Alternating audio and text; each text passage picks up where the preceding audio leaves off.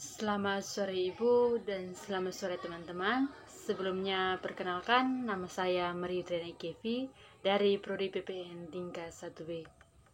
Di sini saya akan menjelaskan sedikit materi saya mengenai mengaplikasikan anatomi fisiologi sistem sensori dari tugas ANFIS.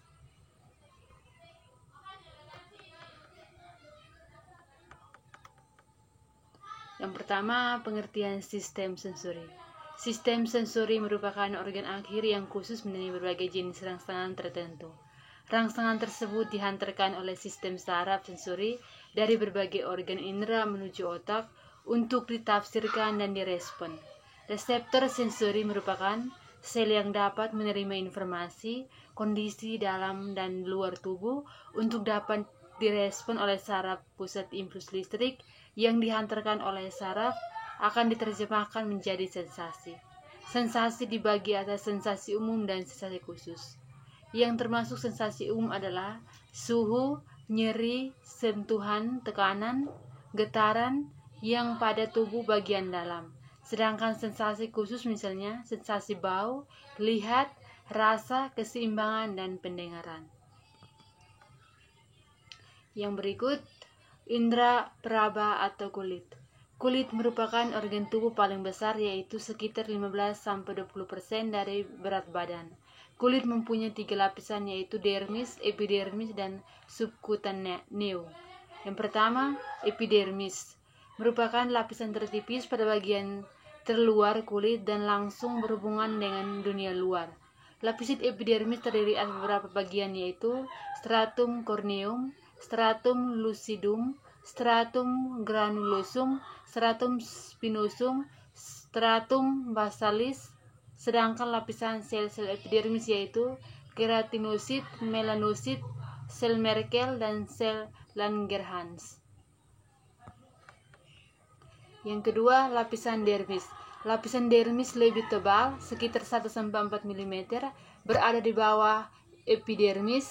Lapisan dermis tersusun dari fibroblast, makrofag, mast cell, dan limfosit untuk meningkatkan penyembuhan luka. Pada lapisan ini juga terdapat limfatik kulit, vaskuler, dan jaringan saraf. Yang ketiga, subcutaneous merupakan lapisan khusus dari jaringan konektif atau disebut lapisan adiposa karena mengandung lemak. Fungsi dari jaringan subcutaneous adalah untuk simpanan lemak, pencegahan trauma, dan pengaturan suhu. Kelenjar-kelenjar pada kulit mempunyai kelenjar-kelenjar seperti kelenjar keringat, kelenjar sebasea, dan kelenjar mamea. Yang berikut, fungsi kulit. Yang pertama, proteksi. Kulit melapisi organ luar tubuh sehingga efektif melindungi tubuh dari ancaman luar. Yang kedua, sensasi. Stimulus dari luar akan diterima oleh reseptor-reseptor kulit sesuai dengan jenisnya. Berikut, produktif vitamin B. Jika kulit terpapar sinar ultraviolet atau sinar matahari, vitamin D dapat sintesis dalam kulit. Berikut, komunikasi. Adanya reseptor-reseptor pada kulit yang mampu mendeteksi berbagai stimulus sehingga kita dapat membedakan berbagai jenis sensasi. Yang berikut, indera penglihatan.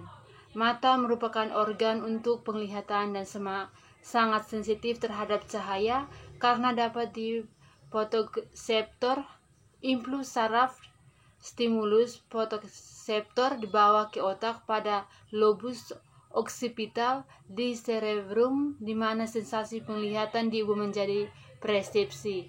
Yang pertama, struktur mata. Bola mata berada di ruang cekung pada tulang tengkorak yang disebut orbit.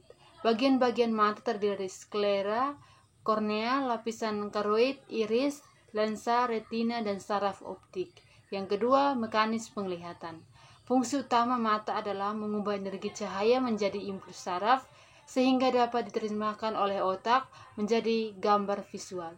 Untuk menghasilkan gambar visual yang tepat dan diinginkan, terjadilah proses yang sangat kompleks, dimulai adanya gelombang sinar atau cahaya yang masuk ke mata. Berkas adanya gelombang sinar atau cahaya yang masuk ke mata, Berkat cahaya yang masuk ke mata melalui konjungtiva, pada masing-masing cahaya dibiaskan sebelum akhirnya jatuh tepat di retina.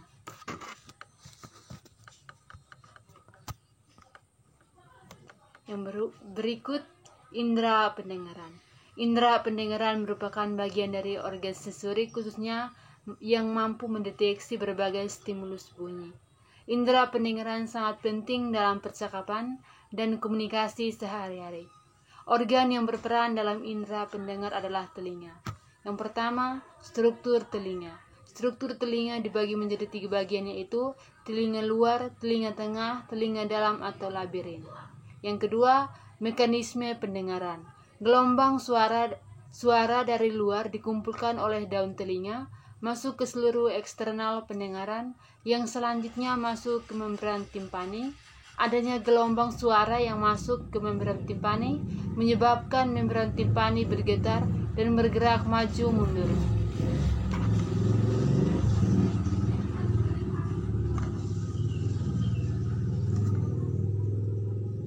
Sekian materi dari saya.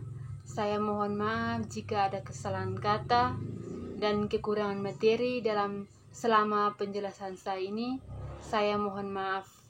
Selamat sore Ibu dan selamat sore teman-teman.